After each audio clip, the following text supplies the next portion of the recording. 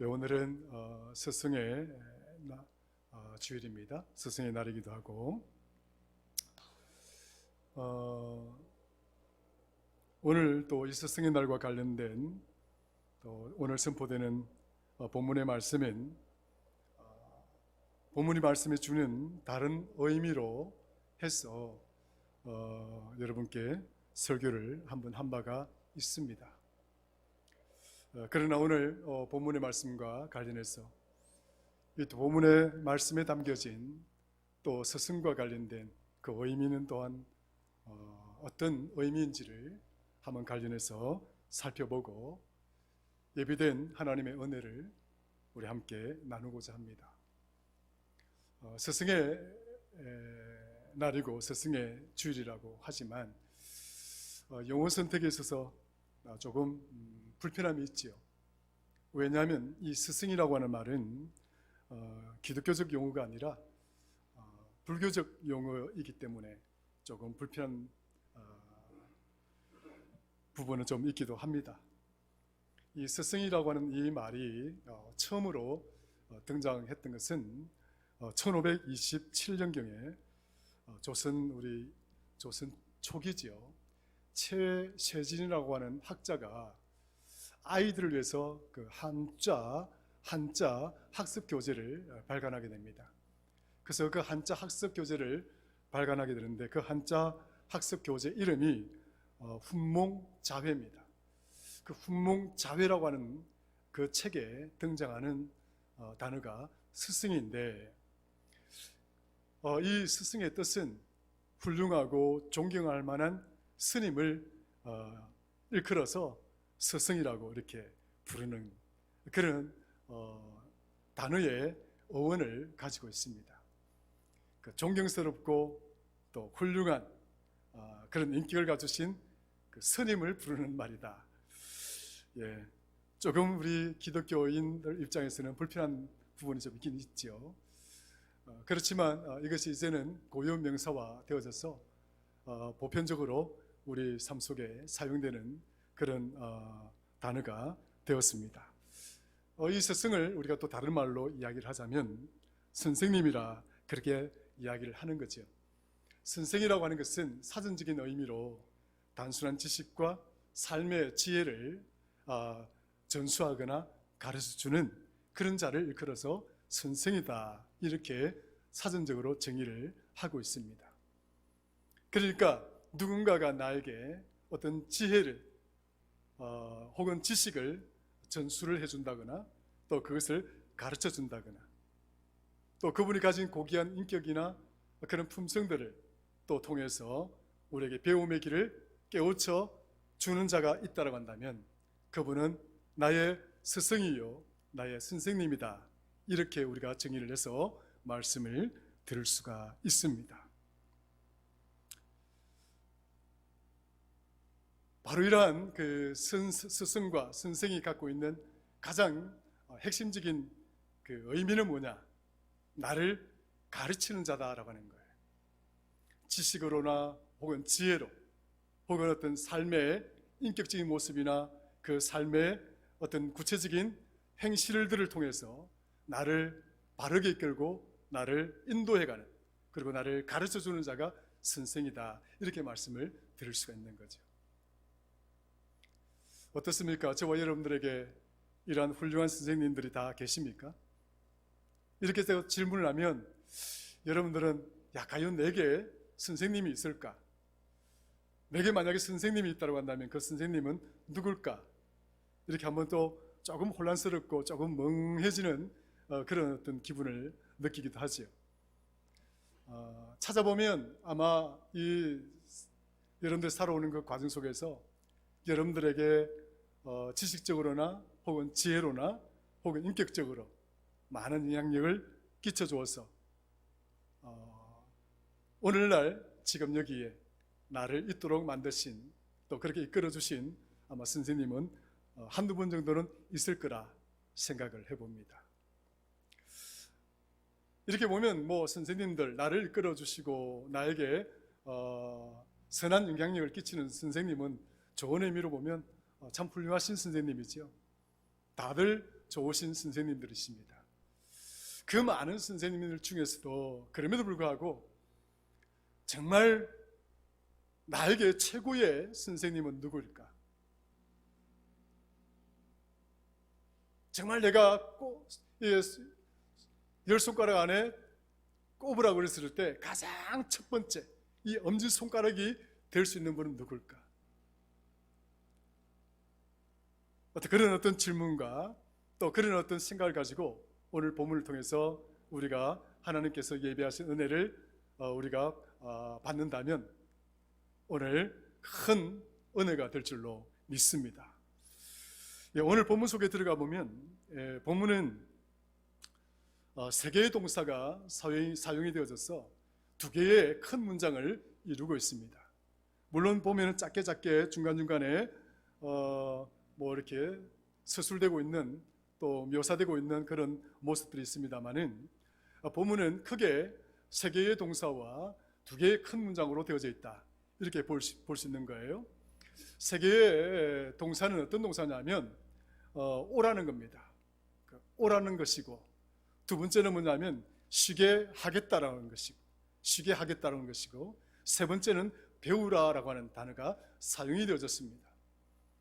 그래서 본문 속에 나오는 이 세 개의 동사를 특징을 살펴보게 되면 수고하고 무거운 짐진 자들아 다 내게로 오라라고 한 이 동사는 명령형을 나타내는 동사죠.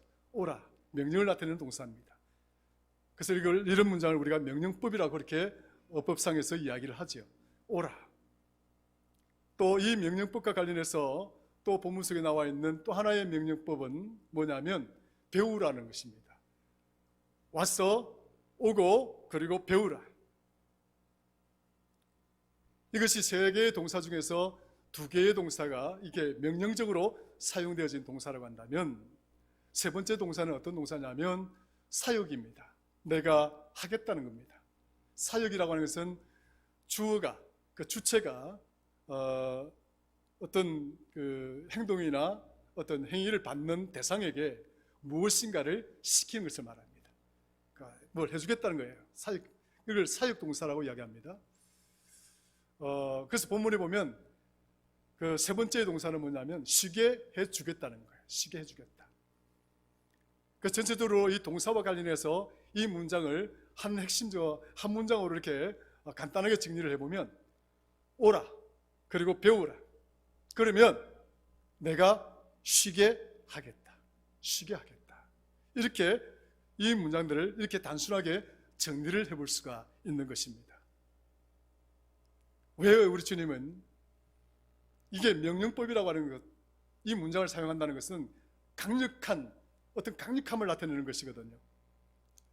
정중함이라고 하는 것은 아주 우리가 존대어를 써서 좀 부탁을 한다거나 어떻게 이렇게 좀 이렇게 요청을 한다거나 그런 건 아니겠습니까? 권사님, 오늘 시간이 되시면 오늘 교회 한번 나와 주실래요?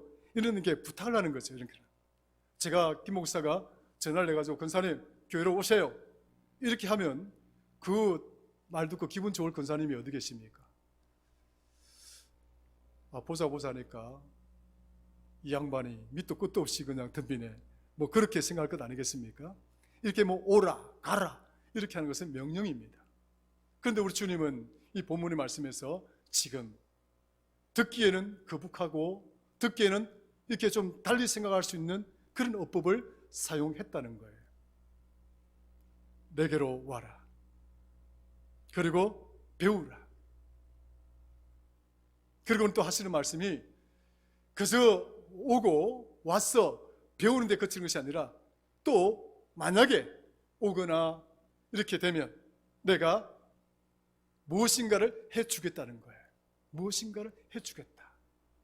왜 주님은 오늘 이 본문의 말씀을 통해서 이렇게 강력한 의지를 가지고 어떤 강력한 의도를 가지고 어떤 목적을 우리에게 이야기를 하고 있는가 하는 거예요. 쭉 읽어보면 이 본문과 관련해서 설교를 많이 들었기 때문에 여러분 너무나 잘 알고 있는 거죠. 쉽게 생각하면 수고하고 무거운 짐진 자들아 다 내게로 오라, 내가 너희를 쉬게 하리라. 얼마나 많이 들었고 또 얼마나 많이 들었던 이 본문을 통해서 들었던 설교 본문입니까? 그리고 가다 보면 또 어떤 그 현수막 같은 데도 뭐 이런 말씀이 많이 적혀져 있잖아요. 그런데 이 본문 속에는 큰 의미가 있습니다.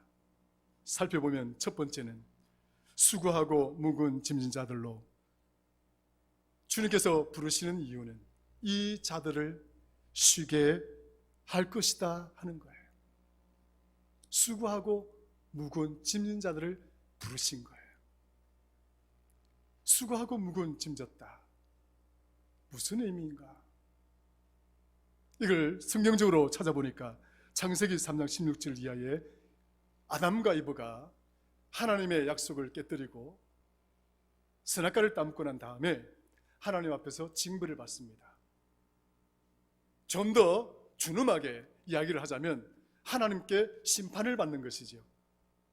그래서 이번엔 아이를 낳는 고통을 수반하게 됩니다.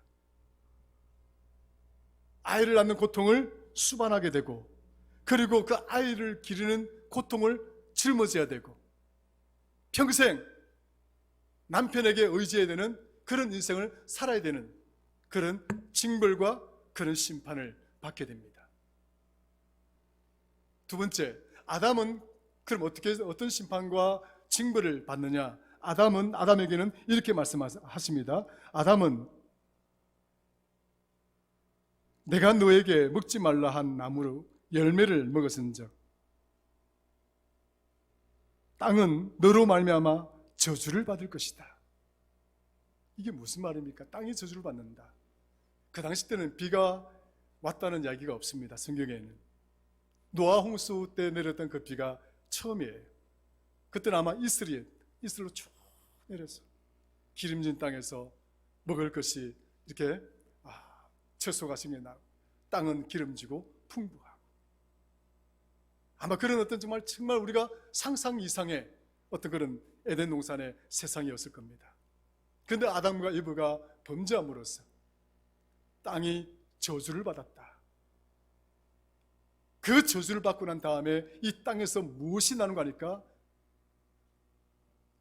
본문에 보시면 가시덤불과 엉겅퀴가 나오기 시작했다는 거예요. 가시덤불과 엉겅퀴, 그 잡풀들이 생겨나기 시작했다는 거죠. 교육관에 가보면 조그만 텃밭이 있습니다.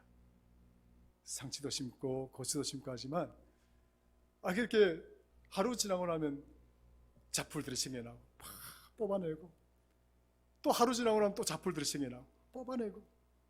왜 잡풀들을 뽑느냐 하면 그곳에 심겨진 그 상치와 고추, 우리가 필요로 하는 그 야채들이 그 잡초들 때문에 영양분을 뺏기거나 어떤 그런 성장하는데 어려움을 받거나 열매를 수확하는데 어떤 지장을 주게 되거나, 그것을 방지하고 예방하기 위해서 잡풀들을 뽑아내는 거죠. 수고하지 않으면 이제 우리가 먹고 살기가 힘들어졌다는 것이죠. 아담이 하나님께 범죄함으로써 그 좋았던 땅, 그 풍요로웠던 땅, 잡풀도 없고 엉겅퀴도 없고 가시덤불도 없던 그 땅에 이제 가시덤불도 생겨나고 엉겅퀴도 생겨나고 온갖 잡풀들이 생겨났어. 이 땅을 개간하지 않으면 먹고 살기 힘들어졌다는 것을 말하는 거죠. 그래서 하나님은 아담에게 너는 평생 동안 땀을 흘려야 될 것이다.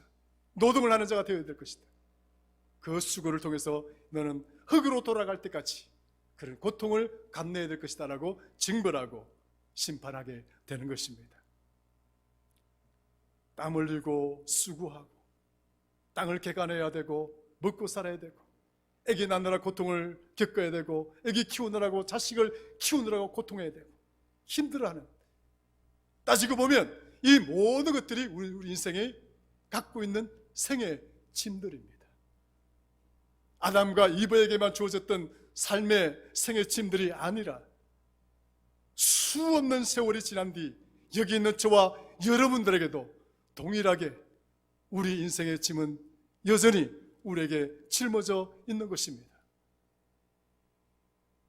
여기 있는 저와 여러분들 중에 우리가 하나님을 만나지 않았더라고 한다면, 내가 예수 그리스도를 영접하지 않았더라고 한다면, 물론 그런 믿음을 가졌다 할지라도 새털처럼 가볍게 이 세상의 근심과 염려거리, 공고함, 그런 많은 문제들과는 상관이 없는 그런 자처럼 살아가기가 힘들겠지만, 그럼에도 불구하고 우리는 믿음 때문에 그런 것들을 이기며 살아가는 자 아니겠습니까?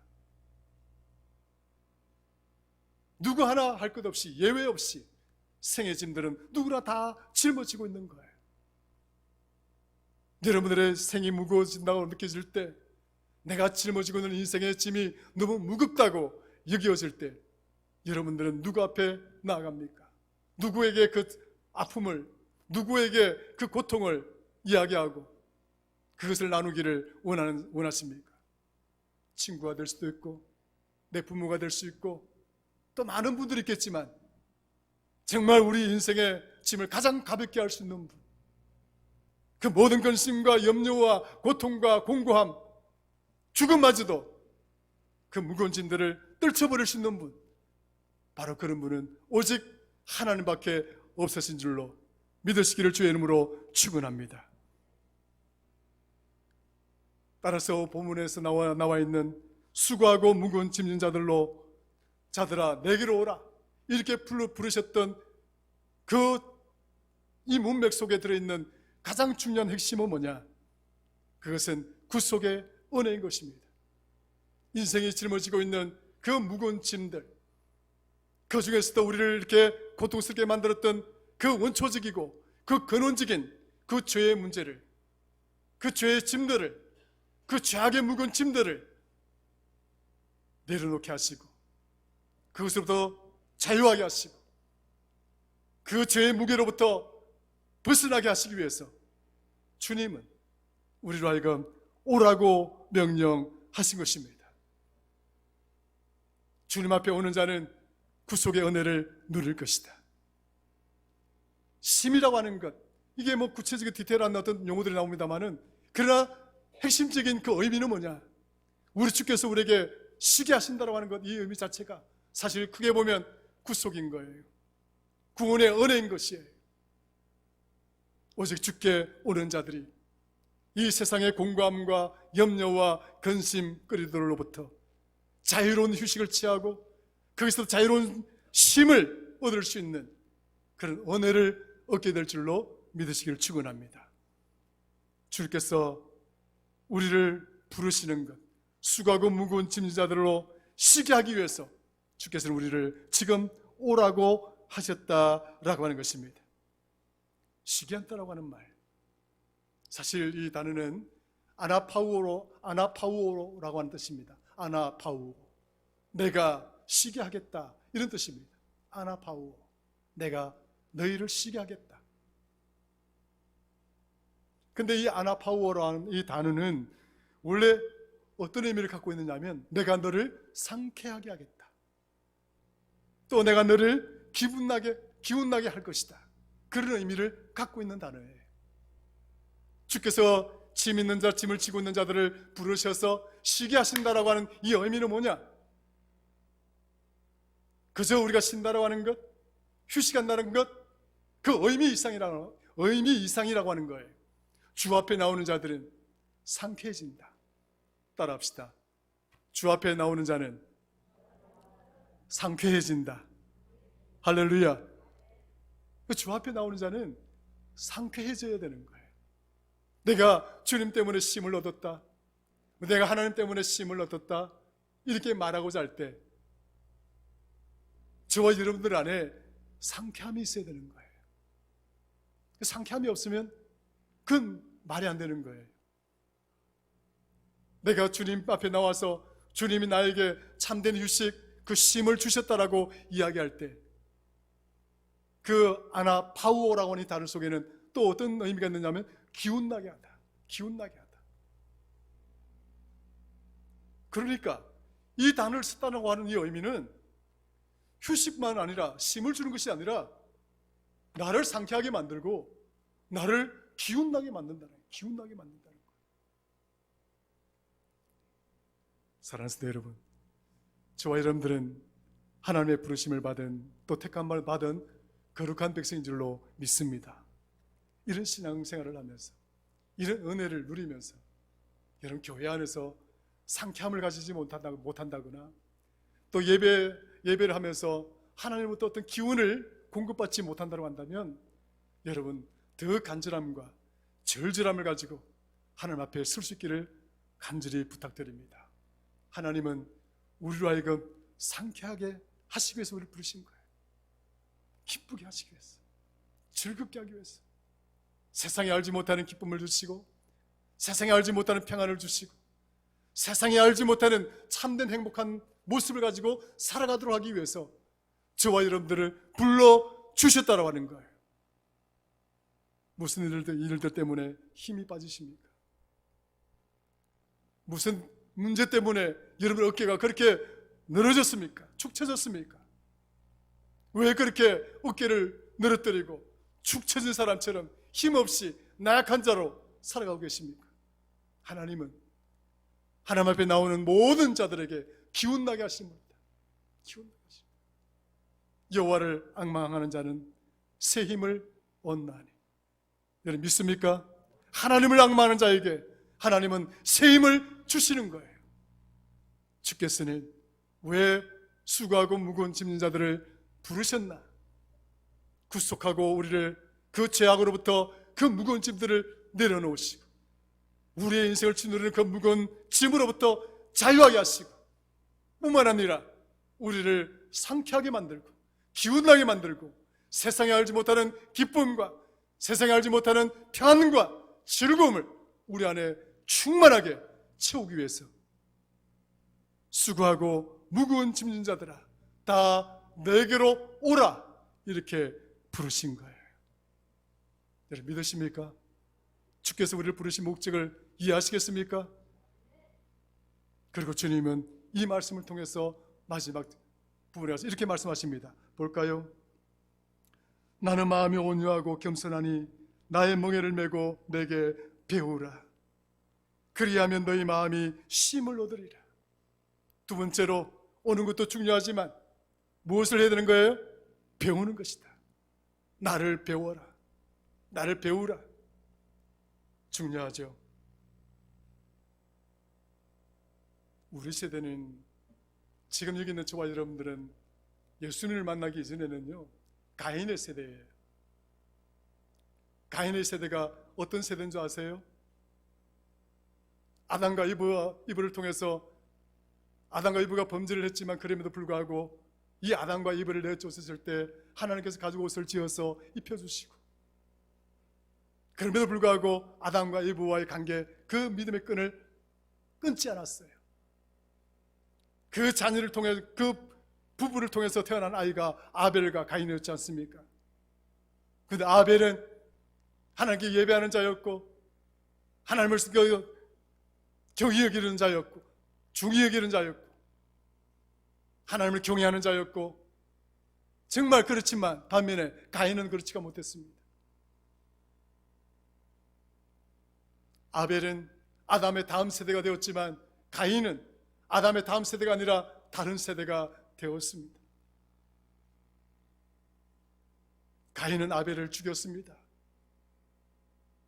그는 다른 세대의 첫 조상이 되고 말았습니다.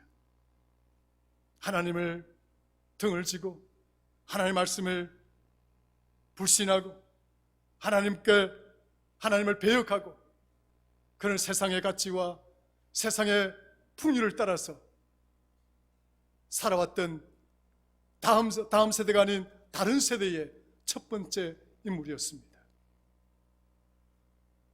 죄악의 짐을 지고 혹여나 하나님이 다가올까 숲을 속에 숨어있고 바위 틈에 숨어 있었던 다음 세대가 아닌 다른 세대의 첫 번째 인물이 가인이었습니다.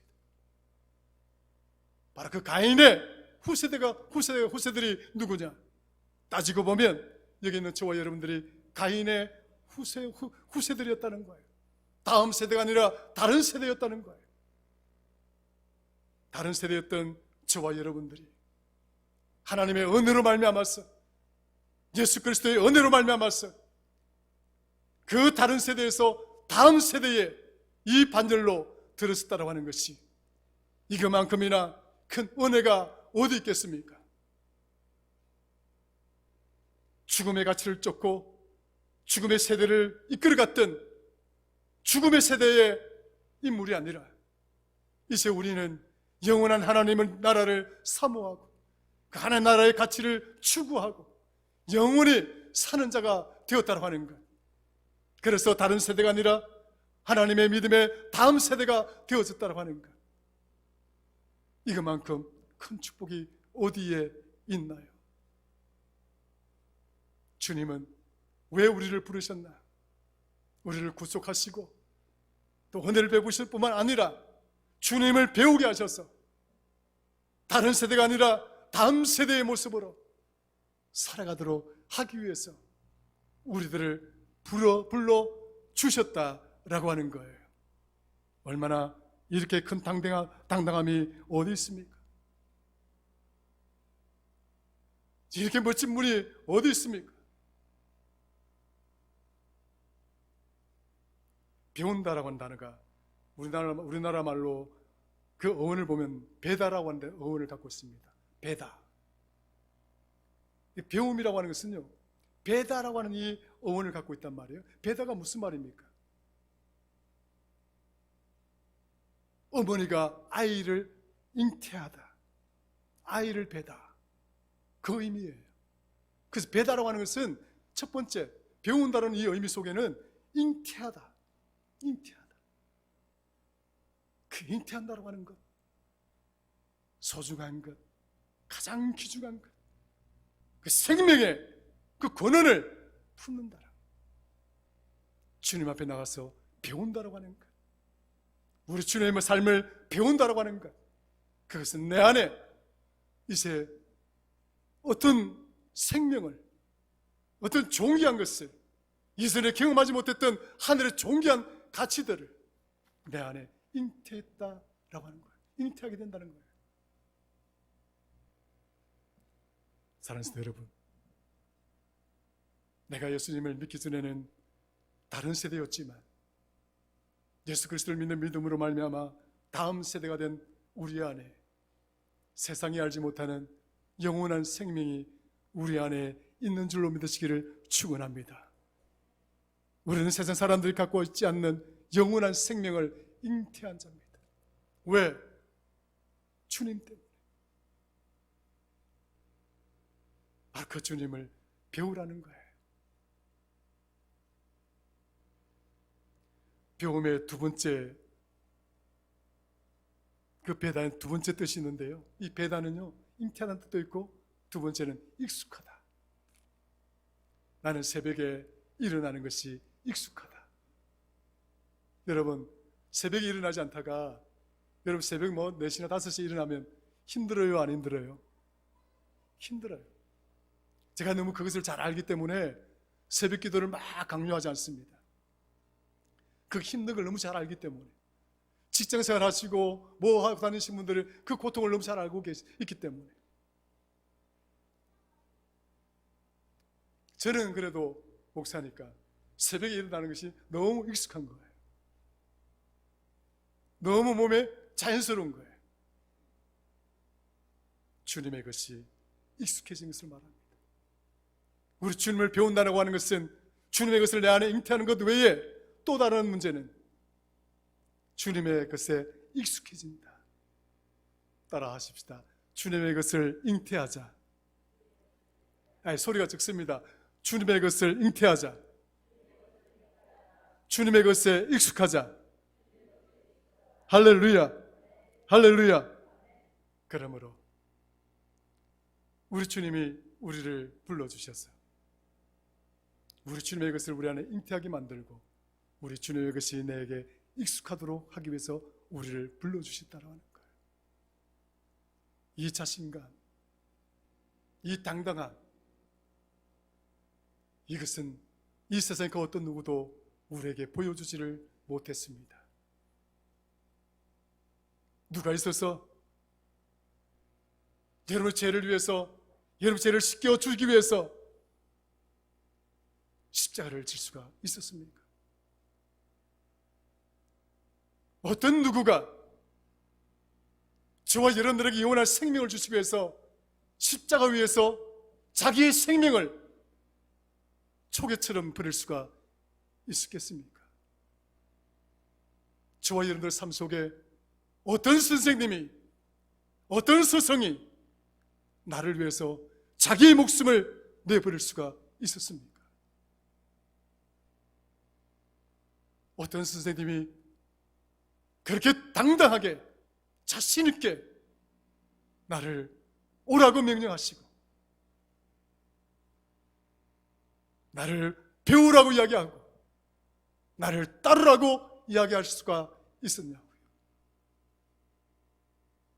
진정한 선생은 나에게 무엇인가 진정한 것을 가르치기를 원하시는 선생이 있다고 한다면 죽어가는 영혼을 그저 볼 수가 없을 것입니다. 영혼이 먼지로 돌아갈 인생이라고 한다면 그것을 그저 바라볼 수가 없을 것입니다. 내가 영원히 살 수 있는 자라고 한다면 주님은 바로 그것을 우리에게 가르치고 또 주님은 우리를 그 길로 걸어가게 하시고 또 주님은 그 길 위에서 영원한 생명을 가진 자로 살아가도록 하시기 위해서 우리를 오라 하셨고 우리를 주님을 배우라고 하셨고 또 주님을 따르라고 하고 계신 겁니다. 저는 이제 말씀을 마치고자 합니다. 과연 우리가 살아오면서 나에게 가장 이런 존귀한 스승은 과연 어떤 분이었을까? 누가 있어서 자기의 생명을 내어주기까지 나의 선생님이 되었던 자가 누가 있었던가? 오늘 스승의 주일입니다. 우리의 가장 존귀하고 가장 궁극적인 나의 스승이 될 수 있는 자, 진정한 선생님이 되어줄 수 있는 자, 그분은 오직 예수 그리스도이심을 믿으시기를 주의 이름으로 축원합니다. 주님께 나오는 자가 되고 주님을 배우는 자가 되어진다고 한다면 저와 여러분들은 반드시 다른 세대가 아니라 다음 세대로서 승리하고 남음 있는 그런 복된 성도들이 되어질 줄로 믿습니다.